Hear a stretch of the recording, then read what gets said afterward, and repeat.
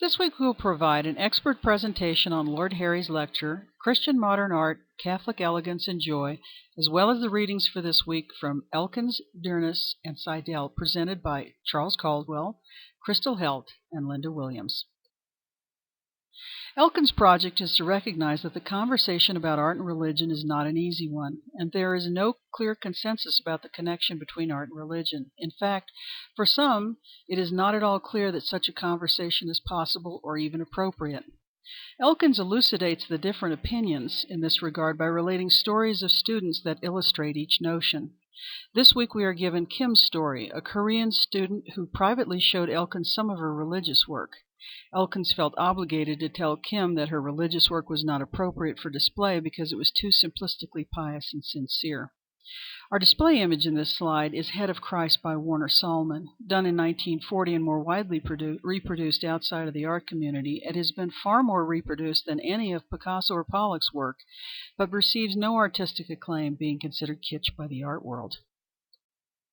He goes on to relate his experience as a group member selecting art for a show. Art that was anti-religious, enigmatic, or privately spiritual were acceptable, but works that were straightforward and sincerely religious were rejected. He used the example of Leon Ferrari's The Western Christian Civilization from 1964 as, quote, a strong one-liner, and if it works without asking to be seen again or considered in depth. Seidel gives a brief history of modern art, focusing on the notion of the avant-garde. He points out that modern art purposefully moved away from the discursive to the symbolic. The avant-garde requires rejection by society in order to validate itself. It also requires some institutional framework to react against. Seidel points out that Christians and non-Christians both have faith and require belief. The difference is in the nature and kind of belief. Because non-Christians can still be spiritual, their art might still be addressed from a Christian framework, much as one would address the concept of a religious icon. There is a connection between the aesthetic and the spiritual. Therefore, he says, quote, the simple and final declaration that a work of art is anti-Christian or even Christian can never be made, even if the work was produced by a vehement atheist or a confessing Christian. He points out that the most complex embodiment of the avant-garde worldview is Gustave Courbet's gigantic painting, 11 by 10 feet, The Studio of the Painter, a real allegory summing up 7 years of my artistic life, 1854-1855. The painter sits in the middle of the portrait group in his studio, representing the avant-garde behind him as he paints for modern bourgeois society. A homeless urchin represents this society and stands with Courbet looking at the landscape he paints. But the painting that he is painting is not of the nude standing next to him. It is of the French landscape from his imagination. He is painting an intensely utopian projection saturated with belief and faith in the role of the artist and the power of the work of art to effect personal and social transformation. This piece was rejected by the jurors of the Universal Exposition in Paris in 1855, so he held his own exhibition adjacent to them. Rejection of its art and ideas by society is regarded by the avant-garde as a badge of honor and justification of the need for them. Deprived of the interpretive context of the 1855 Universal Exposition, Courbet was forced to create an alternative interpretive context for the reception of his paintings. The avant-gardist is obsessed with creating and maintaining an audience. Courbet believes that the young boy looking at his landscape painting will be transformed, converted. This is the epitome of immediacy, one that converts heart, soul, and mind. Despite his anti-religious perspective, he relies on religious belief and spiritual transformation to underwrite the experience of this painting.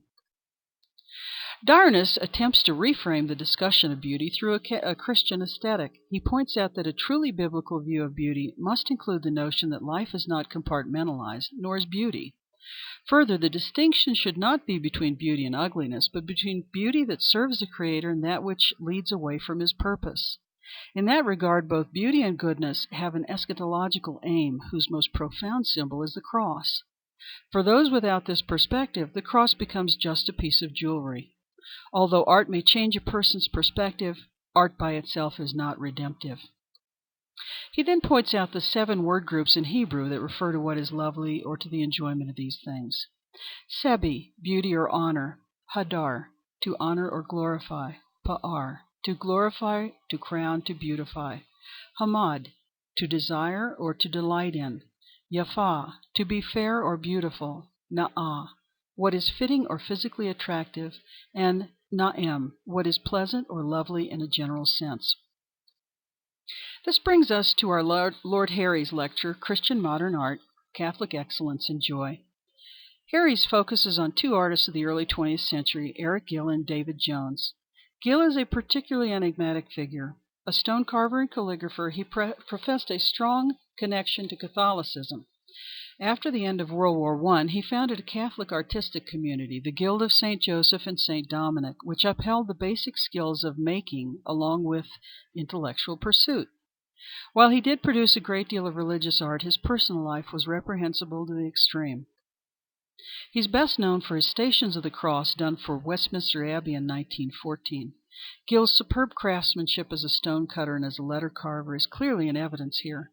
Nonetheless, the degree to which an artist's private life can or should be separated from his work remains for many extremely problematic. It is made even more so when that work takes on such an intrinsically religious character. Here we see Gill standing alongside his massive sculpture Prospero and Ariel, done in 1932, which stands outside the BBC building in London. Gill and his work are contrasted with that of David Jones. Jones worked with Gill at the Guild of St. Joseph and St. Dominic and was for a time engaged to one of Gill's daughters. Jones was both an artist and a poet, whose work was also intensely spiritual. For Jones, art should reflect both the material and the spiritual. This required some degree of abstraction. In addition, he infused his work with a dizzying array of symbolism from a wide variety of sources, including religion as well as Welsh mythology, and this tends to make his work difficult for most viewers.